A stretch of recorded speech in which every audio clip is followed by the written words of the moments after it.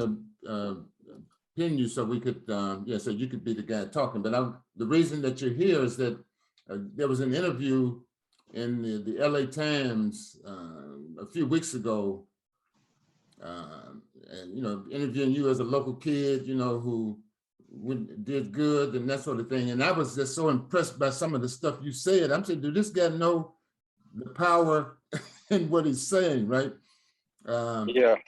Because this program that we have here called Boss is based on 6 foundational pillars, but beyond that, success and greatness principles, right? And yes, and so the guy asked you in the interview about having to sit out 6 games at Loyola, and you said you didn't complain or make excuses. Yes. And that's a boss principle, right? In fact, we have a saying: you can make money and you can make excuses, but you can't make money and excuses at the same time, right? Exactly. Now, how did you get to that point where? How did you learn how not to complain or make excuses? Or is that something you do all the time? You just do that in football, or what? I think that's just like it speaks a little. I think we all have instances in our lives, adversity and things that are going to be tough to work through. And I think I just found out early on in my life that like it's really tough, and you really can't complain about certain things. Like some things are just going to be far out of your control, and all you can do is continue to control the controllables. So, whether that's a situation that you have going on at home, or something that's going on in your work life, all you can try to do is just control the controllable. So with me, when it came to football, it was no question in my mind that, this is such a small portion of my life that I'm able to push through, because I've been able to, just kind of have a next play mentality when it comes to a lot of things in my life, whether it be my dad, my family, like anything, just having a next play mentality. So football ultimately, like, it's just a game. Like, I feel like this speaks to who I am as a person, and football was just an avenue or a way for me to express that who I truly am. Absolutely, because now, and what I heard you saying, we call that the set of the sail, right? And the set of the sail says, in life, it's not what happens to you that determines your future. Definitely. It's what you do about it. Most definitely. I truly believe that. Yeah. Had you ever heard of the set of the sail? I've never heard of that. Yeah. But you practicing these principles, and again, I'm trying. So who instilled that in you? That no matter what happens, you just gotta. I'm be completely honest. I think it's really just my faith.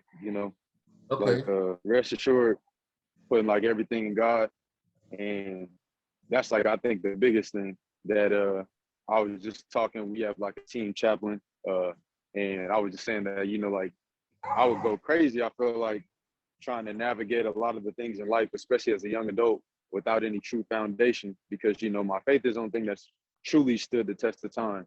And I know everybody is not going to be Christian or think of that some or in that nature, but I think that you definitely do need some sort of good foundation to build upon, because everything isn't going to work for every situation. But my faith in having, just calmness in that, knowing that everything is going to be all right, that all storms may pass. Well, and now you're speaking to the life philosophy that includes make no excuses, but also cultivate a moral compass. Okay. And it sounds like your faith is your moral compass. Now, why is that important, you think? I mean, I just feel like you can't think of everything logically, like if you think of everything logically and try to add it up, like I said, like you'll go crazy. And sometimes things don't make sense. And, I just think about in terms of my faith, like if I understood that everything that God had for me and everything that, I was going to go through, like I wouldn't need God, I wouldn't need my faith. Sometimes I won't understand those things, and I'm a full believer in that. So when things happen to me that are just like, why I don't think of like, why me? I just understand that, maybe God's preparing me in a different way. Maybe he's preparing me mentally and spiritually rather than in a physical form. I've been prepping myself physically, but this is an opportunity for me to prepare on another level, mentally, emotionally. And, maybe if I'm prepared mentally and emotionally, maybe I'm not prepared physically.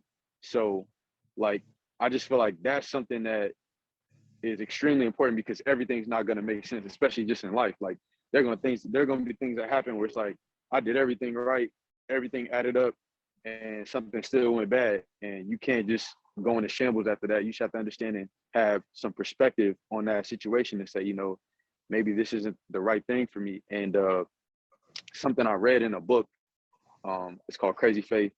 And he said that, the right thing at the wrong time can be a curse. So whenever I think of something that's on my own timeline and it doesn't happen for myself, I always know that God still has something better for me. So, your logic is not going to tell you that, but my faith can tell me that and keep me on the right track in terms of, my goals, because when you have goals, you have plans, and something doesn't work out, a lot of people, just shake the board, wipe everything clean. But, my faith is always going to keep me on that plan and say that, maybe this isn't what I had envisioned for it, but God still has that goal for me. It may not be in the way I envisioned it or the path I envisioned it, but it's still there and it's still attainable for me. And you just touched on 4 of the 6 pillars. Oh, well. and you just called them out, David. You said mentally and emotionally and physically and spiritually. And so now we only get economically and socially, right? And so this is amazing. We got a gang. How old are you, David? I just turned 24, February 6th. So guys, you hear we got a 24-year-old guy on this call who's talking boss principles. In fact, you also talked about the 2 things required to be successful is desire, right? Know what you want. And then determination, determine the price and commit to pay the price in full. Yes. Guys, anybody got any questions? Or David, how do you tell us a little bit about your background? Because I don't know. I just know you from Southern California. Where did it start for you? Yeah. I am originally from Pasadena, California. So I went to school all in Pasadena throughout elementary. Went to Norma Coombs, I think until like the 6th grade.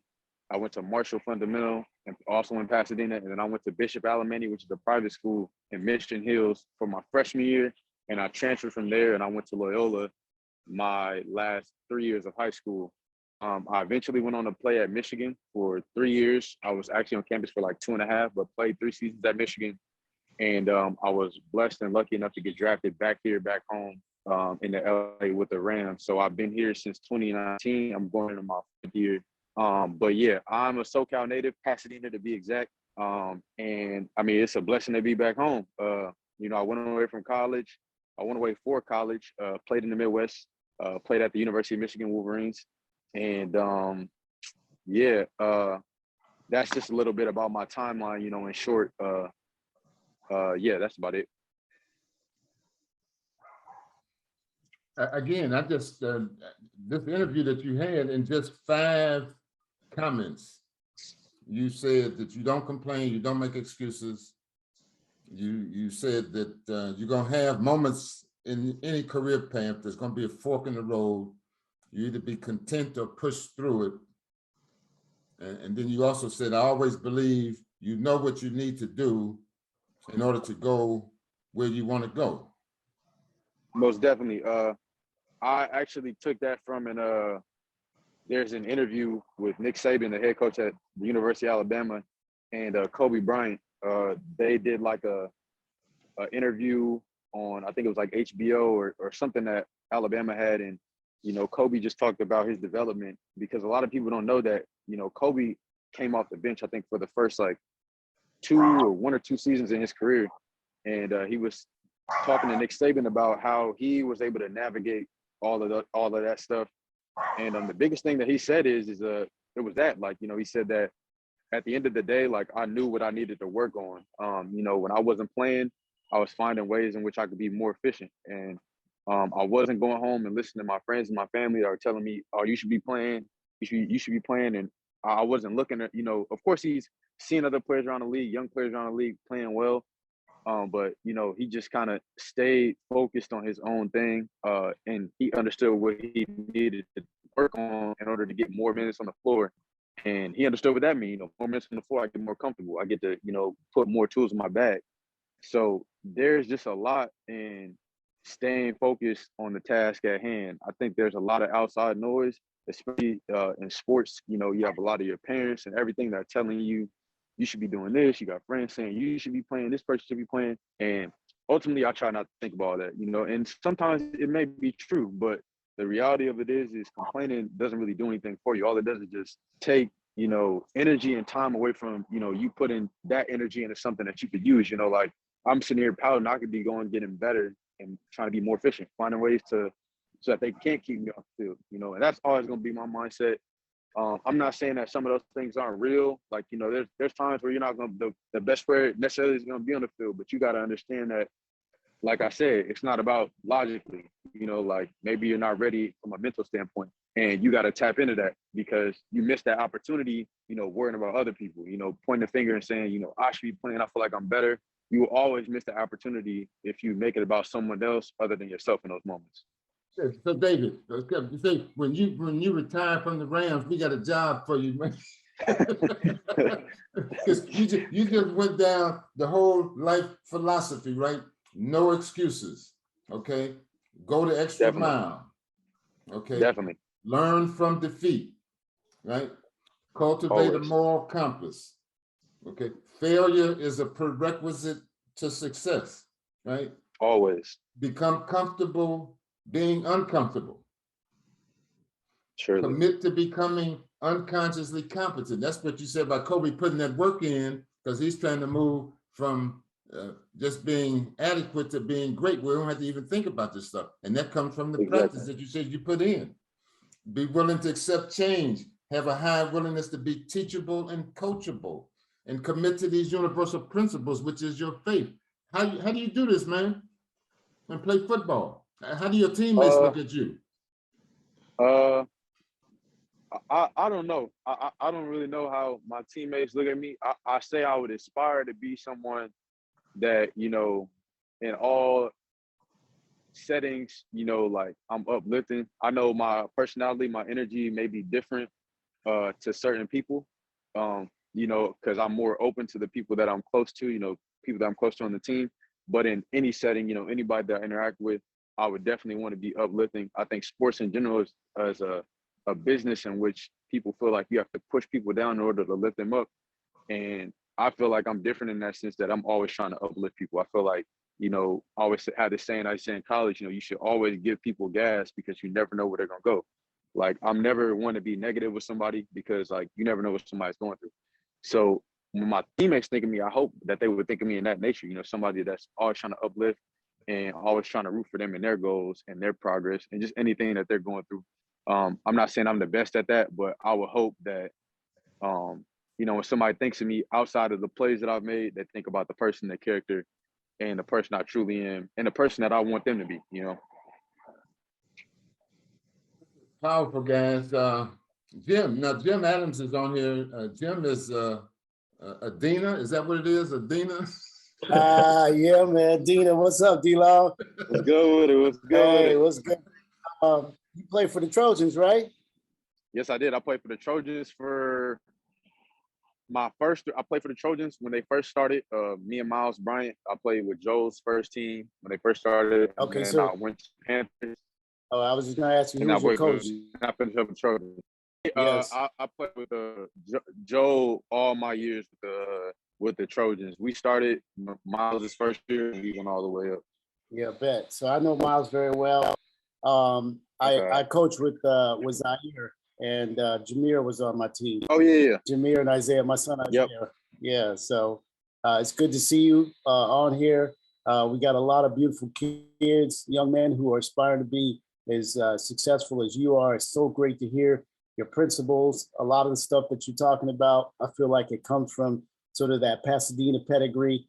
You talk about people like Miles Bryant, who was a walk-on at Washington. You talk about people like Avery Williams, who was a walk-on at Boise State. You talk about people like Yes. Jameer Calvin, all Pasadena boys. And the thing that you take away from that, which David just talked about, is every single one of those guys who's in the NFL right now, they all never quit. They all persevered, and none of them ever made excuses. And so it's great to have you Yes. on here, making that fact known for these young cats. I thank you. I appreciate you guys for having me. Like I say, it was a crazy morning for me, but I definitely, it was important to me for me to get on this call and just talk with you guys, just lending some perspective, because I think that's extremely important. A lot of places, especially like, kids from inner city don't have resources. But for me, I think one of the biggest things and prerequisites for me to be able to springboard myself into this was, one, resources, but there were a lot of people, like you said, in Pasadena that gave me hope, like Kevon Seymour, being able to see somebody, talk to somebody in real time that came from a city and, a situation that I came from. And for that inspired me, just knowing that, however I'm gonna do it, I know that it's possible because somebody else was able to do it. Yeah, and so now you just talk about another principle, David. If man has done it, man can do it. Yes, Yeah. sir. Amen. Yeah, this is, you touched a minute ago on the 4 Ds when you talked about, that's how we interpret what you said, Nick Saban and Kobe talked about if you know where you're going and what you need to do. But we say it different. We say that you can achieve anything that you want if you do these 4 things, right?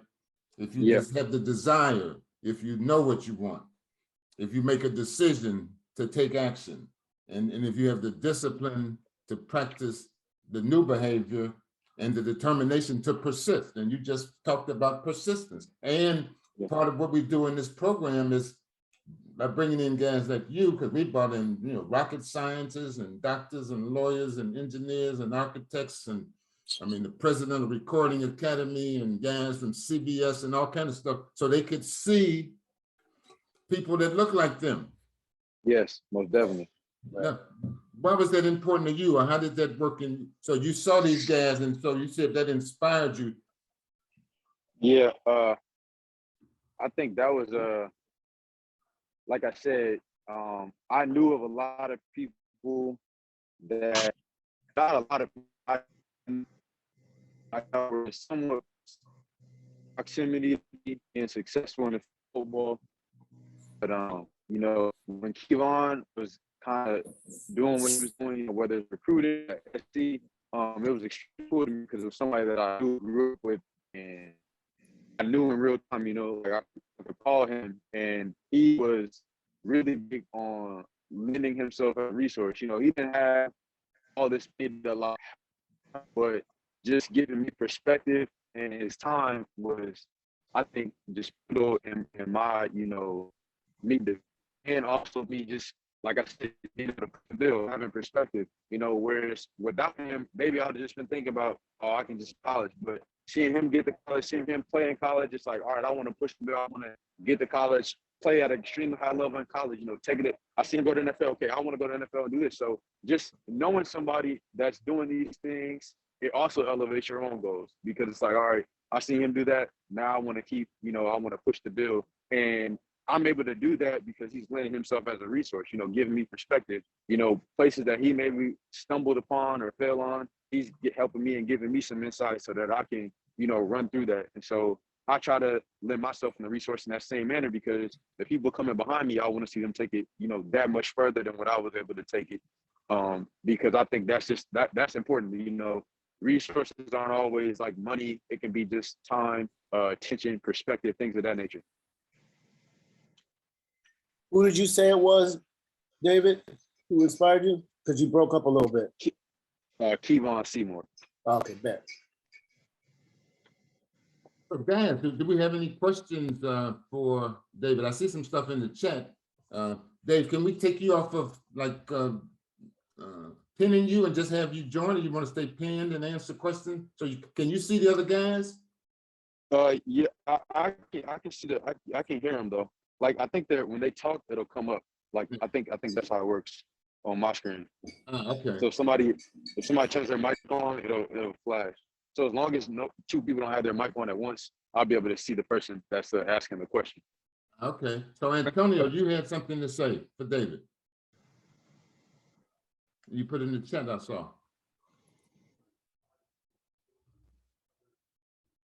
Antonio? Going. Can I ask a question since Antonio's not here? Oh, absolutely. Hey David, my name is Sure. Caleb. I'm a coach for the Boss program. Nice to meet you, bro. What's good with it, man? Man, chilling, bro. It's a blessed day. I have a question from one of my students right now. He's a DB. He's out training, but I texted him and he said he wanted to ask you a question, so I'm gonna ask for him on his behalf. He said, "What are some of the ups and downs that you had to face within your process of getting to the league?" Shoot.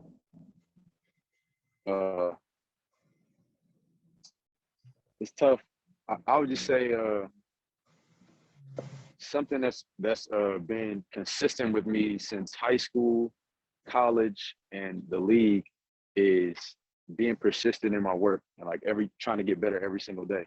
I would say like adversity is gonna be relative. You know, there's gonna be things that you got to work through. You know, whether that be injury, whether that be you fighting to get your way up the depth chart, but the work always rules supreme. Like that's the biggest and most important thing. He had spoke earlier about some guys from Pasadena, Miles and Avery. They're the epitome of that. Like just continuing to work.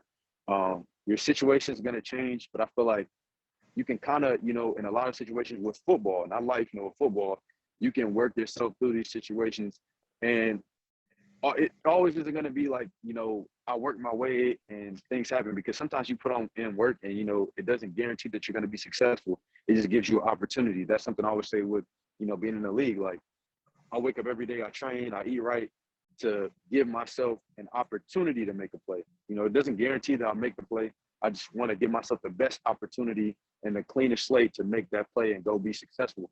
So having that mindset, I think that's extremely important. But I think when you flip that, it's like if you don't work and you don't apply these principles, you don't, give everything your all, like you're not giving yourself the best, I guess, foundation or the cleanest slate to go be successful. Like, if that makes sense. I don't think of like problems in like specific, because like I said, I feel like adversity is gonna be relative. Like some stuff I went through, somebody might be like, that's nothing. And some stuff somebody else might go through, I might say like, that's not really an issue.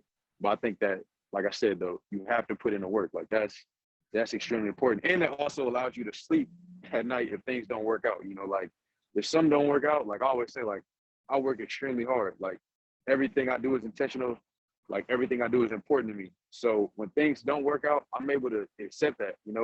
I'm not walking around pointing the finger at anybody. Like I understood, like I laid everything on the line. I laid all my cards down. So if it didn't work out in my favor, that's how it goes. Like, but I think a lot of people don't work hard and they don't do all these things, and they're so, like it's like they're anxious about failing. Preach, David, preach. So hey, David, this is Coach Jim again. Quick question for you. Yeah. When you say, because work hard is relative, right? People say, "Oh, I work hard," and they do 2 laps, right? Yeah. People say, "I work hard and they're in the gym for 15 minutes," right? Yeah. Can you go a little bit deeper on what work hard means to you? All right. So I think at this point in my career, I think working hard is intentional. I don't think of volume so much as more I think about is what you're doing. Are you intentional about the things that you're doing? What do you need to work on? Are you finding ways to get better at that?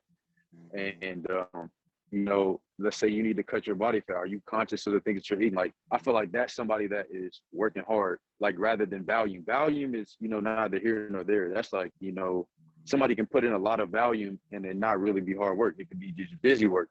So I think of somebody that taught me about being intentional was, like I said, was Miles. Like Miles is one of the most intentional workers that I've ever met in my life. Since high school, honestly, since middle school, like we'd be watching NFL games and he was able to understand coverage nuances and things like that. And that's somebody who's always working. And I'm grateful to have him in high school, because that inspired me to, like I said, to keep pushing the bill. Like I'm not just looking for value. I'm trying to find intentional ways to get better. And as a DB, that's extremely important early on. And to further that question that the young DB had asked, I would tell him there's a lot of crazy stuff on Instagram, you know, all these crazy, super crazy workouts. I've been doing the same drills since I was in the 7th grade, you know. Like Yeah. I don't do, I consistency is the biggest thing. You know, there's certain movements that you're gonna work as a player, and that's what I say I'm very intentional. I don't just go out there and just do volume or do things I know I'm not gonna do.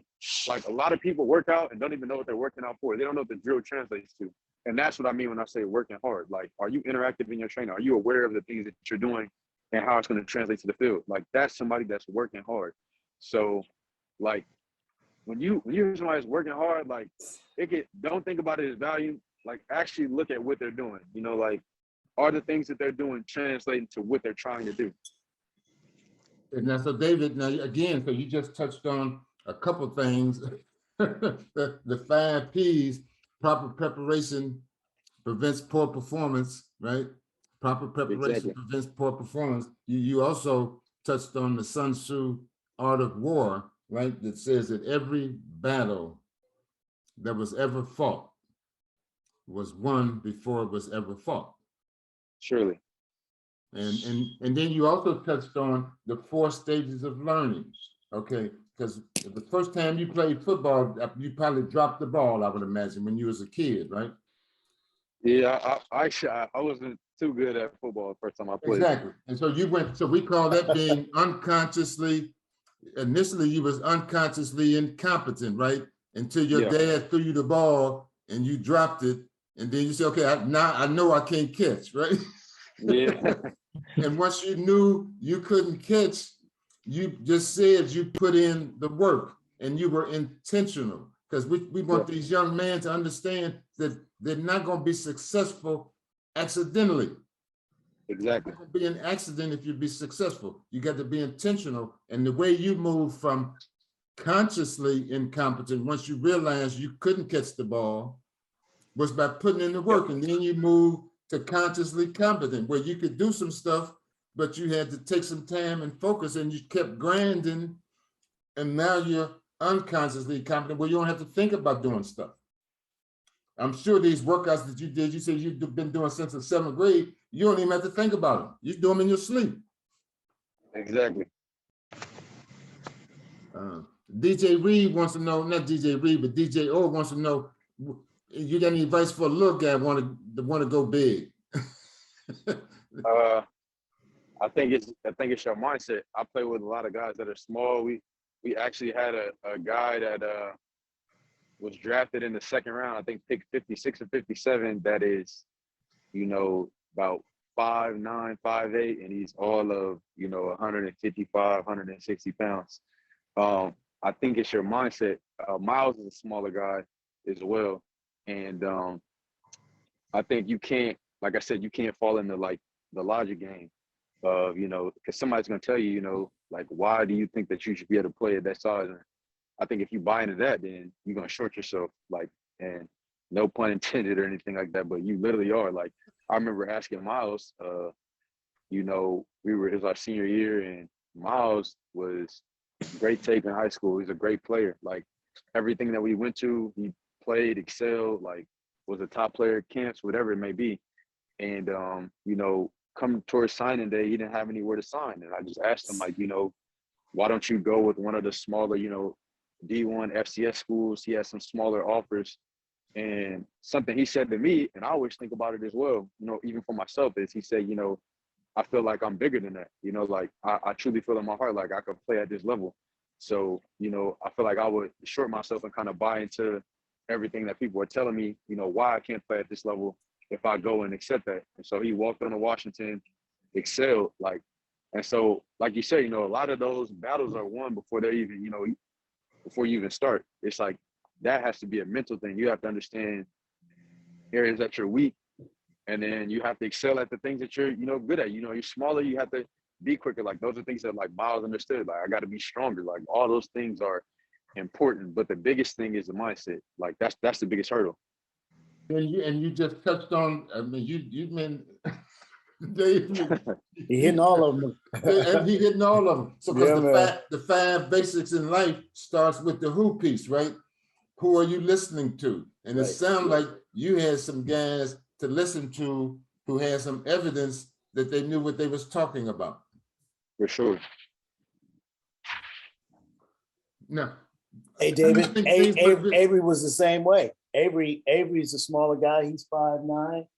Yeah. Maybe a deuce. Walked on to Boise State.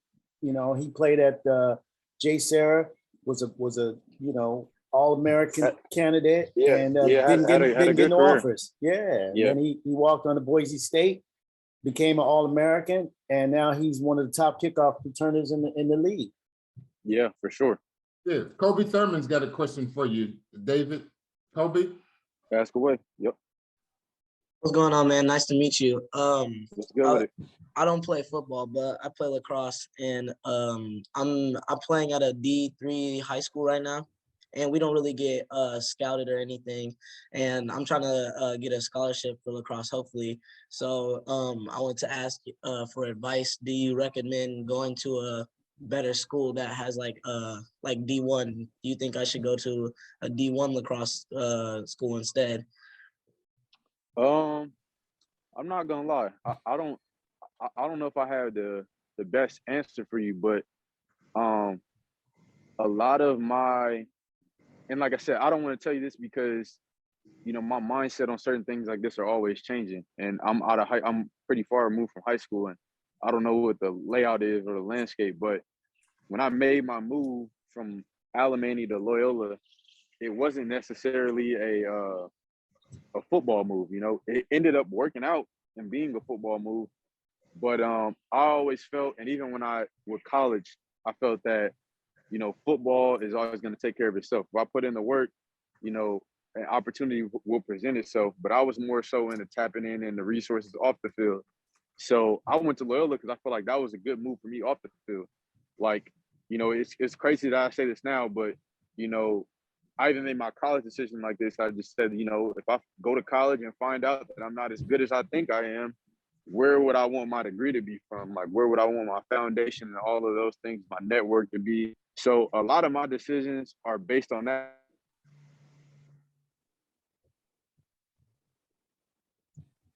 Yeah, so you wise beyond your years.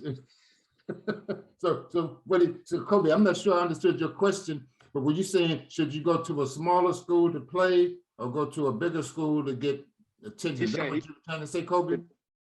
Yeah, I'm trying to say like my school right now is kind of smaller, but Los Al, they have like a really good lacrosse team, and they have like more networking and more opportunities over there. Well, yeah, I mean, I feel like that's important. Like you'll know.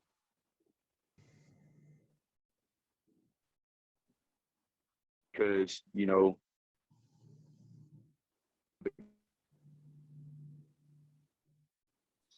He's having a connection problem. But so Kobe, you could think about going over there, but now you have to compare the schools too, because I think that's what David was saying. I mean, he went to Michigan because he was of the opinion that even if he couldn't go to the league from Michigan, he could go a lot further than the league with a Michigan degree. And so as between Los Al and Millikan, I mean, I don't know if they have the program that you're doing at Millikan and that sort of thing, but I think you want to make the decision based on those kind of things. Plus, no, we can help you with the scholarship. We just need to talk more about that because they're looking for lacrosse players. Yeah. Yeah, I appreciate that. Thank you. Yeah, I'm sorry. Jared had a question. Yep. Jared? Yeah, Jared won. So my question is, how has your pregame routine changed from when you were at Loyola High School in high school and then now for the Rams for professional football? Can you hear me? Yes. Okay. Wow. It's honestly changed a lot. A high school game was completely different than me playing my first game in Michigan. I was in front of 100,000. I was anxious. I was nervous. But now I think I am. I'm a lot more at peace. Like nothing really can knock me off my pivot in terms of getting prepared for a game day. I don't really have anything set in stone. in terms of like that gets me prepared, it's more of my week preparation that gets me ready. So that by the time I wake up on game day, it doesn't matter if I got to put my cleats on right when I wake up. Like I feel like I'm prepared to play. Like before, it was kind of at Michigan, I was trying to feel my way around. Like, all right, what I need to do this, I need to do that. Do I want to warm up like this? You know, now I don't even warm up. I get there, I stretch, you know, I eat my breakfast, and then I go play. I allow myself to be, you know, free of any anxiety, any fear, anything of that nature. And I'm not really big on building myself up like just the build up, you know, because I feel like it kind of takes away from, you know, you being in the moment and being where your feet are at. I don't like to make anything bigger than what it is. Like, and I took that same approach in the Super Bowl. I went, prepped it up, and just went out there and played. You know, I try not to hype up the moment bigger than what it is, because at the end of the day, it's the same game we've been playing since we were kids. Thank you. No problem. Emmanuel, you got a question for him? You gotta unmute yourself. Yeah. I just want to say, David, congratulations, bro.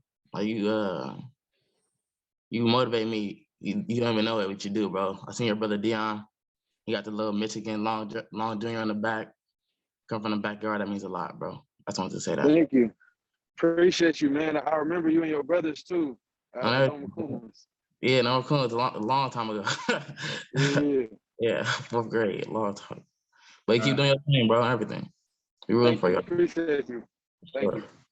Emmanuel, you have a question? Can you hear me now? Yeah, we can hear you. Oh, okay. Oh, nice to meet you, David. I like Nice to everything you meet you talked too. about. My name's Emmanuel Evans. I'm also a coach at the Boss program and a future sports agent. So Okay, perfect. I was listening to you talk about like your friend Miles and how he was like watching film in middle school. And I would like if you could touch a little bit more for our athletes in the chat on like the mental aspect of the game and trying to help them understand how to make the game easier for themselves. Yeah. Well, I'll just speak for the professional level, that the talent gap in the NFL isn't that wide between the best player and the worst player. You know, they're going to be the 1%ers, the guys that are just freaky athletic, and those are the household names that we all talk about. But everybody else, whether it's practice squad and active, everybody is pretty much the same talent level. The thing that's going to separate people or widen that gap is literally the above the neck stuff. So, you know, understanding coverages, understanding where you play in a defense, understanding how offense are trying to attack you, all of that stuff is extremely important. And you don't get good at that stuff, you know, overnight. Like, this is 3 years worth of work watching film. And you also can't be, you know, I guess, prideful in the sense of you're scared to ask questions. You know, when I first got in the league, I spent a lot of time with Eric Weddle. I asked him, you know, I want you to teach me everything that you possibly know. Like, I'm never going to be a person that's afraid to ask or afraid to look dumb, because if I don't know, like, I'm trying to find out. Like, I think that's the biggest thing. Like, people don't know things, and then they're scared to tell people that they don't know. And that's the craziest thing in the world to me, because if you don't know, you need to be figuring out how to find out, or you need to know somebody that knows so that you can find out. And that's my biggest thing. Like, the above the neck stuff is the most important thing, because if you don't know what you're doing, you're out there going 75 and somebody's 110, and it's never going to work. So the above the neck stuff, like I said, that's my preparation during the week. I truly believe in everything that I do in my body, because the way I work out, the way I eat, the way I treat my body. So I believe in everything I can do physically. But my preparation during the week, my watching my film, all that stuff, that's important, because I know that when I go out there, I have an idea of what's going on, so I can go out there and put my best.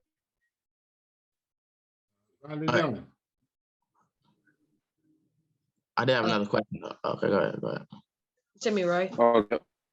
Riley, you have a question? Yeah, I have a question. So, what is the experience for playing college football and NFL? It's like what experience as what do you mean by like just overall experience? Okay. Man, college was different, because it's the first time that you really get to focus on, I guess, like football almost entirely. You know, people say that, you know, student athlete, but when you go to these big institutions, like everything that you do is kind of surrounded by football. So there's a lot of focus on football, and you kind of are really there to, you know, play football. You go to school, but it's a small part of your day, you know, like you study all this time. So just getting your time management down is like really big in college. And then it was different for me when I got to the NFL because that's all I did. You know, I didn't have school, I didn't have anything else. Like I woke up, played football, went to bed, and woke up and did it again. And as far as the experience, I feel like every day, you know, I'm living a dream. Like I'm blessed because while I'm going in my fourth year and it's going by fast, I always think like, man, I get to play with the best players in the world in this sport every single day. I get to, you know, wake up and line up and see how I compare to some of these guys that I used to talk about as a kid. And that's always my perspective. And I always want to go out there and compete and show that I can stand up with all these guys. So my experience is, I guess, kind of in reverse. In college, it was like everybody's nervous, everybody's trying to get to the NFL. But like once you get to the NFL, it's like everybody's just playing, like trying to just like, I feel like that was my experience, I guess. You know, in college, it was a lot more like people were anxious. I was more anxious in college because it's like you're trying to get to that next level. But once you get to the league, it's like, this is the dance, this is the show. So it's like, you got to go out there and show what you can do. And also like be grateful. You gotta find some joy in it because it's not for long. I won't be playing this game forever. So in every instance, I'm grateful to be around these different personalities, these different talents, and all of that. Like all this stuff is a blessing. So since I've been in the league, it's been less about football and just like more perspective.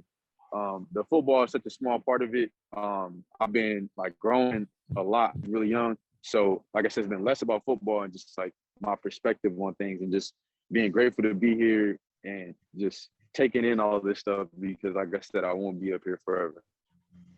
Jameer Okay. Bradford, you want to talk up? I know you had some questions you want me to ask them, but you ask them. Jameer, you here? Yes. My question was, how is it like for a hardworking lineman to stay healthy and keep grinding in the NFL? You said lineman? Yeah, lineman. Yeah, Jameer, he's gonna be a lineman in the league. Okay. Yeah, you trying to make money. Yeah, man. I would say it depends, you know. I just say in general, like I said, you got to be intentional about the things that you work on. You always see guys on ESPN that are getting fined for they're being overweight, and then there's other guys they take pride in the things they need to do and they get those things done. So I think that's whether you're a lineman, whether you're a cornerback. I think, like I said, just be intentional and understanding what you need to work on, like being responsible, discipline. Discipline is a very big thing in the NFL because unlike college and high school, nobody's holding your hand and walking with you in the offseason. So you're free to do whatever you want to in the offseason. You can go eat bad, you can go eat terrible, you can go make poor decisions. So all of those things are going to be extremely important. And like I said, you're going to have to do those things yourself. Nobody's going to be holding your hand. Everybody's growing here. So that stuff is extremely important. Now, this discipline that you talk about, David, ties into a question that I have. I mean, so you went to Loyola, Yep. and I know Loyola. Yes. That's not a joke academically, right? And I Yeah. know Michigan is not a joke academically. So for the guys on this call who don't want to read extra, who don't want to do extra math, can you speak to how you were able to manage school and playing sports at a high level? I think the biggest thing is just applying yourself. Applying yourself and time management. I knew I wasn't the smartest. I'm no dummy by any standard, by anything, but like I said, in all instances, I understand the areas which I was weak, whether that be resources or whatever. So in high school, I didn't have anywhere to print or write a paper. I made it a point to do that stuff after school or put myself in position to use, like, to get those resources rather than just say, like, I don't have it and then just kind of lay down and accept whatever happens, you know, like I was, you know, and I felt like that mindset in high school of me, like, all right, I don't have anywhere to write a paper or type of paper, I'm going to go here and do it. Or, you know, I have to figure out where the time management because I'm, you know, I got to wake up, get on the train, take the bus, get to school. Like all of those things. When I got to college, it was extremely easy because all the resources are right there. They give them right to you. There's an academic center where papers, if you don't know something, there's somebody there where you can go and ask them. Like people just have to understand areas in which they're weak, areas in which they need to work on, and then executing those areas rather than just saying like, oh, I'm not good at this, and then not trying. Like people just leave it there. Like people identify areas in which they're not good or, they struggle with, but then they don't attack that issue. Like me, I'm always trying to find areas or understand areas like where I'm weak, where I'm novice. Okay, I need to work on that. I need to find somebody that can help me work on that, where I can be successful. So that's like, I guess like the biggest thing, like understanding your resources and trying anything that you don't have, trying to go get it. I feel like that's the biggest thing, because schoolwork is, a lot of that stuff is just time management. But time and time again, even when I was in high school, you hear people say like, they come in and they're like, I didn't have anywhere to type the paper. And it's like, that's a terrible excuse. Like, it's like, that's in my opinion, that's a terrible excuse. Like, because there are many ways in which you can figure out a way to get it done. It was like, there's a million reasons as to why you couldn't type the paper, but it's like for you to just allow that to stop there, like to not try, like that's crazy to me. Like, and even if you couldn't type the paper, it's like you could have hashed that out with the teacher, like, a couple of days before, like, I'm struggling finding this, that, and something could be worked out. But to just show up and just, I don't know, I feel like I'll never agree with that stuff. Like, I'm always big on applying myself and putting myself in the best position because, like I said, it's no guarantee that I'll be successful, but I want to just put my best foot forward every time. Yeah, and there's no guarantee even when you're intentional, David. So imagine if you're not being intentional. What do you think happens if you're not intentional? Exactly, and that's like you have people that are, and those are the people that stay from them, but those are the people that I feel in life that are mad at the world. They're not intentional about anything.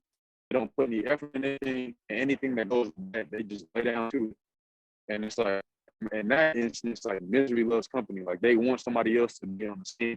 They're always going to be intentional, always going to fight for it without important to me. So, like, school may not be the most important thing to you, but if the NFL is important, then school has to be important. It's like it's impossible for them not to coexist. You have to go to school to get to the NFL. So, like I said, I wasn't the smartest person, but I know how to apply myself. I knew the things I need to get done in order to keep myself on track with the goals that I wanted to get. So, like I said, high school is the biggest portion because high school, if you can get down the time management portion in high school, and college is easy. You all in the same spot.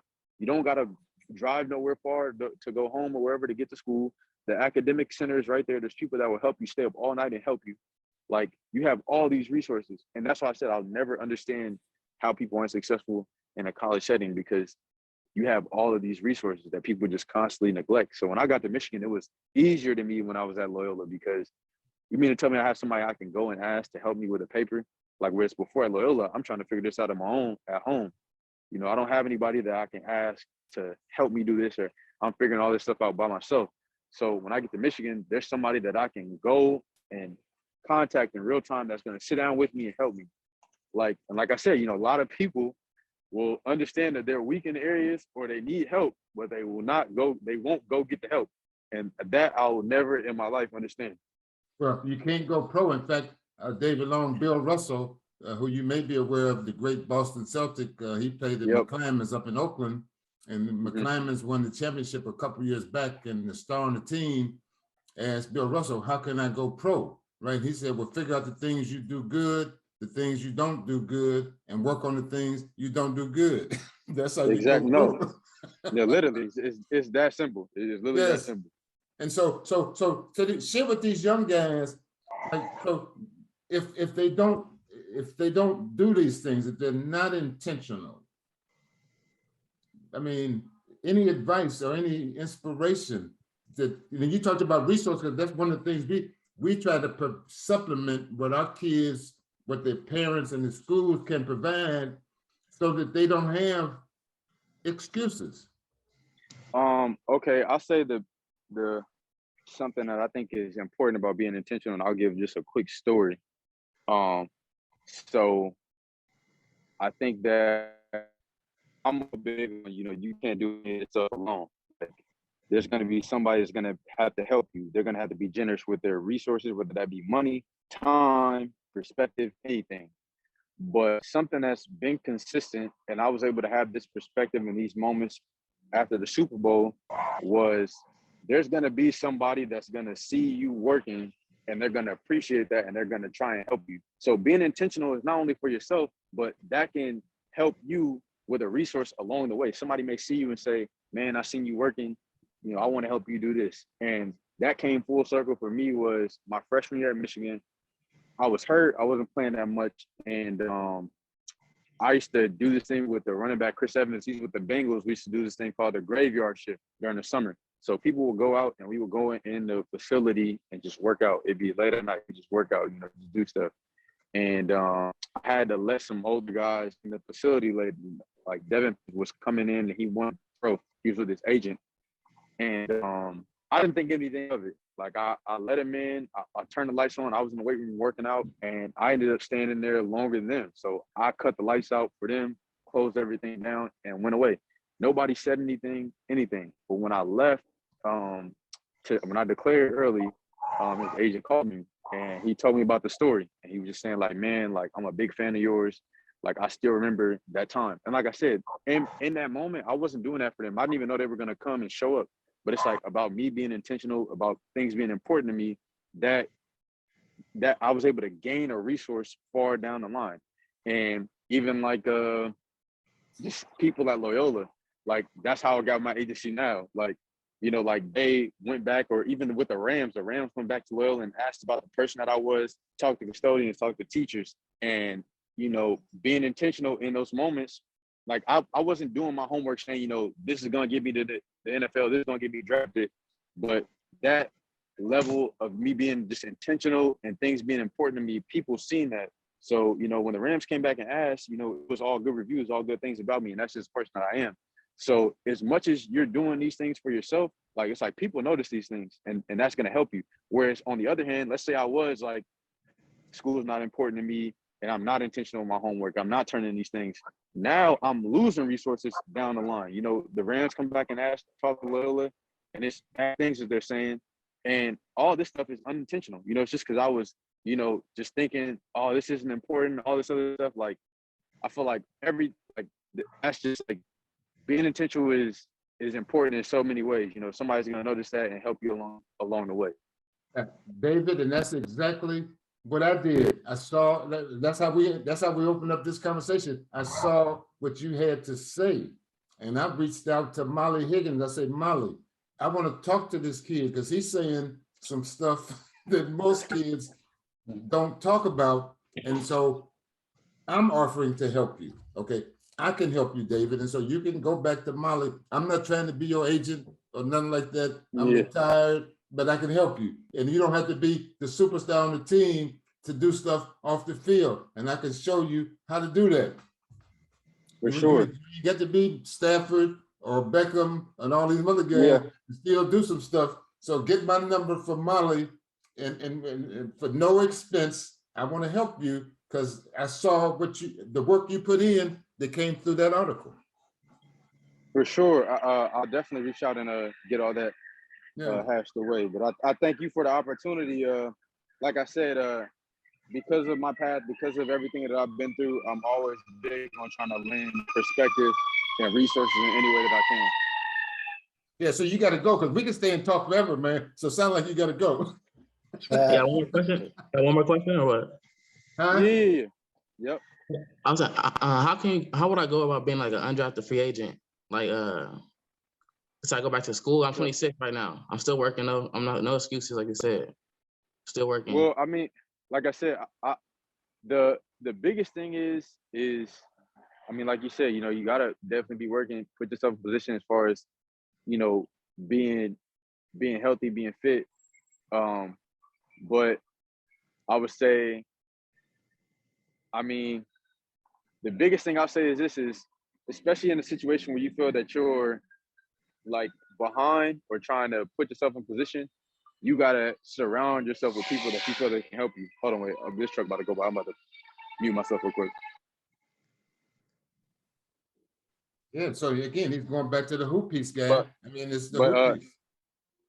But yeah, so like just surrounding yourself with people that can help you, because it's about understanding, like, rather than just saying like, I'm gonna do it all by myself, I can do it all by myself. Like, I never took that perspective in anything that I've ever did. Like, that's why I went to Loyola, because I'm like, man, I'm trying to get here. I don't know how, but I know these people. I feel like they can help me get to where I'm trying to go. And I did that when I went to Michigan. I did that when I went to league. And like, even when I got to league, a lot of people feel like they've arrived. But when I got there, I'm like, man, there's a lot of stuff I don't know. So let me surround myself with somebody that knows. You know, while a lot of people may feel like I can do it by myself, I never ever feel like that. I'm always gonna try and surround myself and, you know, put myself in people that have done it or doing it and that are willing to help. And that's why I'm always so eager to help people, because I understand that without the help that people have been generous giving me, like I wouldn't be anywhere, you know, especially in this life. Like it'd be tough, you know. I definitely didn't do all this on my own. So like I said, the thing that I've said a few times is just understand the areas that you need work or that you're behind on, and trying to find any way that you can bridge that gap. Like, rather than just saying like, all right, I'm gonna be undrafted, I'm this, and just accepting that. All right, how can you combat that? How can you, you know, I guess flip the narrative and use that to your as a strength? Yeah, I got like, yeah, you know, like I appreciate that. First of all, Yeah, for sure. for sure. Addison, you have a question? Dave, you let us know when you gotta go, man. You let us know. How many more questions can you take? Probably like 2-3 more. Okay, so Addison, you got a question? Yes, I wanted to know how much do you stretch daily? Because I've been getting to stretching a lot, you know, because I've been battling an injury, but I've been stretching like 10, 15 minutes a day, and I want to know like how much is a NFL player stretches. I do a lot of stretching. I do Pilates, which is like a combination of stretching and strengthening. But I stretch every day before I go to bed. And the person who put me on that was Miles Bryant back in high school. But I stretch every before I leave for about 15 minutes. Caleb, do you have another question? Yeah. Hey, David, this is Caleb. Thanks for answering my student's question. We definitely have a lot to talk about. Yep. But I wanted to ask something, bro. How did you choose your agent, and why did you choose your agent? Like that specific agent? Yeah, so I actually, like I said, that was somebody sent me that I was intentional. When I came out, nobody really knew that I was declaring. I left early. But my current agent is Anthony Barr's agent. He also has Tua from the Dolphins. He was Josh Rosen's agent, Josh Norman. He has a lot of players, Clay Matthews. But anyways, when I was declaring, George Payton, the GM, the now GM for the Denver Broncos, he has ties with Loyola. And he had gave me a call, and basically his son gave me a call actually, and just asked me some questions when I declared. And, you know, he's like, do you have an agent? And I didn't really know anything, you know, like I don't have any perspective on any of that. And so they basically bridged the gap with me and Athletes First, which is like one of the top agencies for football. So it was just, you know, his son understanding the person that I was, how hard I was working, his belief in me, and giving me an opportunity to go be with Athletes First, because otherwise I probably wouldn't have signed with them. They're usually in the getting, like, you know, I guess bigger name guys or guys that they've recruited. So I got that opportunity solely from Loyola. And the reason that I signed with my specific agent is because he signed Anthony Barr, who was also a Loyola alum. So he came down, recruited me, and it was the best decision at the time. But having some hindsight and some perspective now, if I were to do it all again and I had like just a clean slate and I was choosing from any agency, I think the biggest thing is being personable with the person that you're trying to recruit or the person that I'm talking to. Because when I chose my financial advisor, that is how.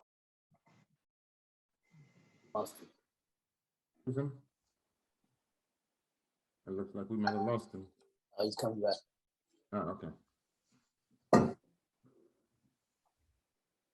So this is some good stuff, guys. I hope you're writing some of this stuff down. Yeah, we can hear you, David. Can you hear me out? Yeah. Oh yeah. So yeah, we can hear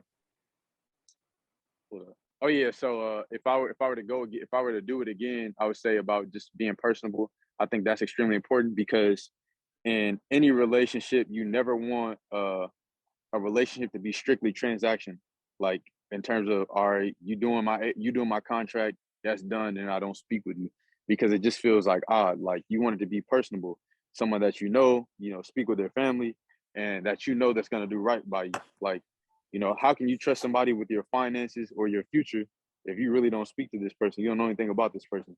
So I think that's extremely important, and more so important than what they say that they can do for you.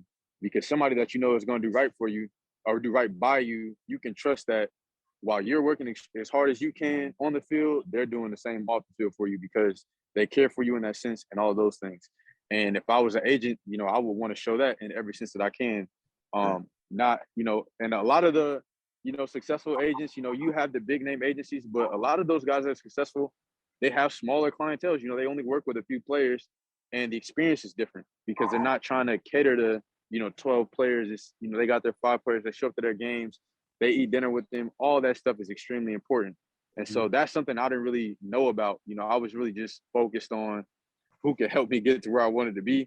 But now at this point in my life, maturing a bit, it is about having a less of a transactional relationship and more personable. Like you want to have somebody that, like you said, like you feel like and you're sure of.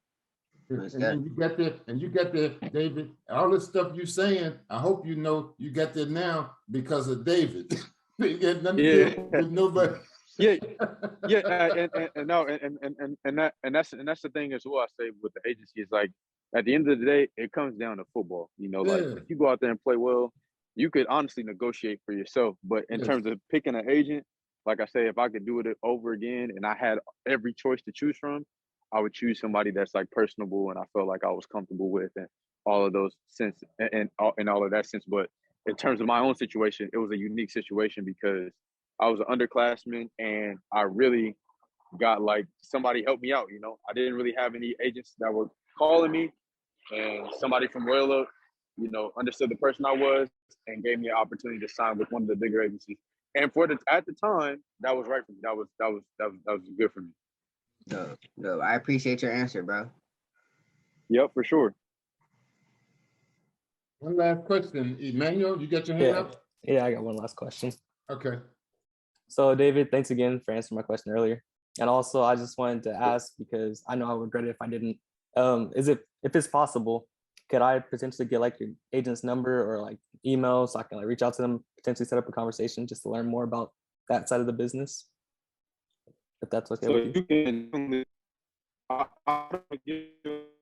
Definitely, if I can get your information, I can link you up with like the intern sector athletes first and try and set something up. Okay. For the first. Pretty sure there's also a link on the website to email intern stuff. I'll try and send it directly through me and bypass as well. Sure, something.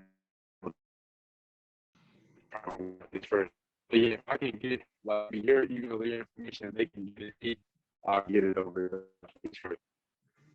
Yeah, this is good, man. This is good. Well, all right, David. It's we took up a couple hours of your time. We really do appreciate it. I mean, it was a rich conversation, and I'm just hope and pray that guys wrote down stuff that made sense so that they could remember it and refer back to it. We really appreciate you, man. And like I said, reach out to Molly, get my information. I don't want nothing from you, but I could help you, and I can show you how to help guys with less going on than you. Definitely, thank you. Yeah, I mean, because guys think you got to be a star. You doing this kind of stuff again. If I showed the president of Microsoft what you said, because that's what they talk about. Yeah. You ain't got to put no marketing practices. You just got to talk to him and talk and just be David. Exactly. Yeah. Yeah, sure. This is good, man. So anybody else, one last chance, going once, twice before we let David Long go away. Anybody got anything to say? Thank you for your time, bro. Thank you. Let me give him a boss goodbye. Represent Dina. Yes. Thank you for your time. And once again, I thank you guys. I was running around this morning, but I thank you for your time, for giving me your time. Actually, you guys waited on me, so I'm extremely grateful for that. Thank you. Thank you so much. All right, David. Talk to you. Thank you so much. All right, man. Bye-bye. See y'all. All right. Man, that was rich, man. I mean, I can't believe that a 24-year, that's what David and Emmanuel and what other coaches is on here? Caleb and Aaron. This is what we talk about. He's 24 years old and he's talking boss. And it makes a difference in his life. Yeah, so this is not just, we don't want you to just talk boss to help the kids. This stuff help you and Bryce, these principles. When the last time you made an excuse, Aaron? Yeah, right. He said he don't make no excuses, No right? excuses. No excuses. When the last time you complained about something, Bryce? You can't complain, man. Just gotta do it. Right. This is rich stuff he's talking about. Again, he touched on every one of the life principles. No excuses. Go the extra mile. Learn from defeat. Work on yourself. Failure is a prerequisite to success. Be comfortable being uncomfortable. Be willing to accept change. Have a high willingness to be teachable and coachable. He talked about all of this stuff, and he only 24 years old. Mm-hmm. He talked about starting with the end in man, the 4 Ds. He talked about the who piece. It's amazing, guys. And you see again, so it's, and then when he was transitioning from Michigan, he reached out to the general manager of the Denver Broncos, who's from the same high school, right? The who piece, the who piece, the who piece. It all, I mean, if it don't make sense, or if it didn't make sense before, it should make sense, because this guy's he's living these principles. And it's taking him from the Nina, or not the Nina, what's the? Dina. Nina. No, Nina is a pistol. You don't want a Nina. From the Dina. For the Dina. To the NFL, man. And this guy got a bright future. I don't even have to, I just know what he's talking about. He's gonna be doing stuff long after his football career is over. Yeah, he is. Man. Everett, thank you for putting this together. This is huge. Yeah, thank you. Yeah, we didn't have all kind of folk on here, man. In terms of play, I mean, we had Clark Kellogg and in fact, Josh Dobbs. I talked to Josh Dobbs yesterday. Josh Dobbs came on about a year and a half ago. Mm-hmm. At that time, he was a quarterback of Pittsburgh, and he just signed with the Cleveland Browns, my hometown. So I had to reach out and congratulate him. And I had to go back and look at and listen to the video of what he shared with you guys. And it was just powerful. And this, again, he's like a 25-year-old kid. And one of you guys asked him, how did he handle, because he went to the University of Tennessee, and as a junior, he was the Southeast Conference Offensive Player of the Year. That's Alabama and LSU and Georgia and them schools. He was the offensive MVP, and he graduated in 3 years in aerospace engineering while he was quarterback at Tennessee. And when the kids say, well, how did you do all that kind of stuff? And you know what he did? I listened to the video again, and that's why I'm saying we need to share these videos with these kids, because he said it started in middle school for him. He said in middle school, he developed habits. And that's the same thing that David just talked about, these habits that he developed when he was in middle school. He carried them over to high school. And in fact, we're gonna close this out with what Josh Dobbs had to say. Hold on, let me share the screen right quick. I want you to hear Dobbs. I couldn't believe what he said. I mean, he said it before, but when I looked at it again, hold on just a minute, and then we're gonna let you guys go. And I don't know how to.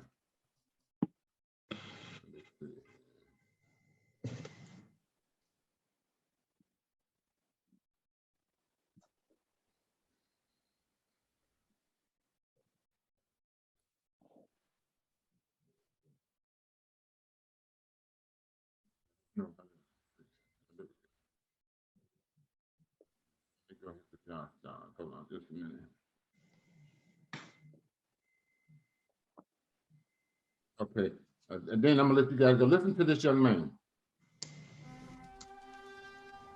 Hungry? Don't let a mountain get in your way. try.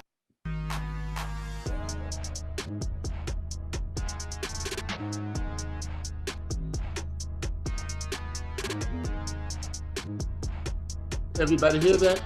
Yeah.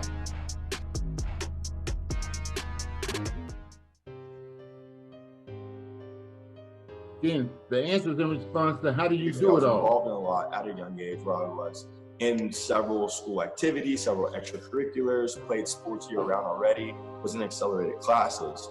So at the time, through my elementary school and middle school, I created the habits that by the time I got to college, it was basically just copy and paste and continue to do what I've been doing. So on whatever level you're on right now, the daily habits that you create are molding habits and molding your actions for the future. So make sure right now you're using this critical time. We have a little free time in the summer, you have the upcoming semester coming up, to create those good habits. So then they're able to be reinforced once the stage gets elevated. You hear that? Once the stage gets elevated, you develop these good in middle school and elementary. He said in elementary he was developing these habits, and you refine them. So when the stage is elevated, you can show up and represent.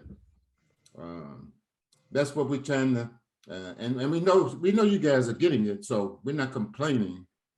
Understand. We just want you to keep working at it, because that's what these guys keep saying. They just keep working it, you get it, and then you have a future different than what it would have been. But this guy he went back to elementary school, the habits that he set up, he just cut and pasted, he said, and then he just kept working on. So when that opportunity showed up, he was ready. Any closing thoughts? Any closing thoughts? Any closing words? DJ, hey man, I'm so glad to see you. I tell you I am, man. I talk about you all the time to Caleb. Yes, sir. So Caleb, DJ, you hear what this man is saying. You get to show up, you got to handle your business, you know, and it's not just on the field, it's everything. He touched on all the pillars in one comment. He talked about mental, emotional, spiritual, physical, social. He said the words. Come on, guys. So happy Easter to everybody. Happy Easter. Happy Easter. God, I live, man. I know. Happy Easter. Yes, sir. Yes, sir. And we'll see you guys. Hopefully we'll see some in tutoring on Monday who need it. If you don't need it, that's good. But if you need it, get it. That's what he just said. He needed the help. He went and found the help, right? So if you need help, we got the help. And then we'll see you in a couple of weeks, and we probably talk in between. But we're here if you need anything, man. We just want to win. That's all we want to do is win. That's it. All right. All right. Thanks, Everett, for putting this together. Thank you. Thank you. Have a good weekend. Take care. And everybody got their number and that link in the Cash App or whatever, their handle or whatever they call them. So we can get your money. Okay. You got it, David? Or Emmanuel, y'all captured that? I wrote it down. Yeah. Okay, good. All right. Take care. Yep. All right.